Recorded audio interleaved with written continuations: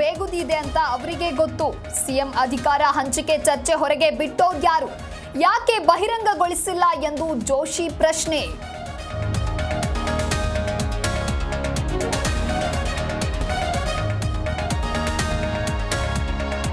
ಡಿಕೆಶಿ ಎಚ್ಚರಿಕೆಗೆ ನಾನು ಹೆದರಲ್ಲ. 50 ವರ್ಷಗಳಿಂದ ಪಕ್ಷಕ್ಕಾಗಿ ದುಡಿದಿದ್ದೇನೆ. ನನಗೆ ಶಿಸ್ತಿನ ಪಾಠ ಕಲಿಸಬೇಡಿ ಎಂದು ರಾಜಣ್ಣ ತಿರುಗೇಟು.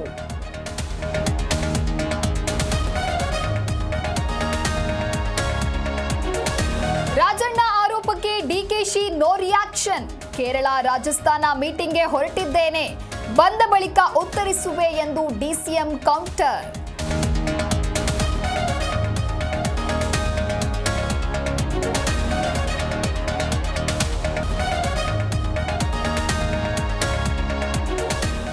ಹೈಕಮಾಂಡ್ ನೋಟಿಸ್ಗೆ ಡೋಂಟ್ ಕೇರ್. ಅಧ್ಯಕ್ಷರ ಬದಲಾವಣೆಗೆ ರೆಬೆಲ್ಸ್ ಬಿಗಿಪಟ್ಟು. ಫೆಬ್ರವರಿ 20ಕ್ಕೆ ಯತ್ನಾಳ್ ಎಂಟಿ ಮೀಟಿಂಗ್.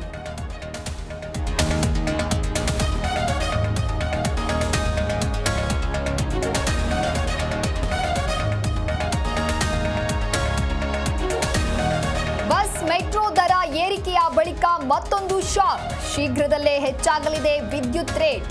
5 ಎಸ್ಕಾಂಗಳಿಗೆ ಕೆಆರ್ಎಸ್ಸಿಗೆ ಪ್ರಸ್ತಾವನೆ.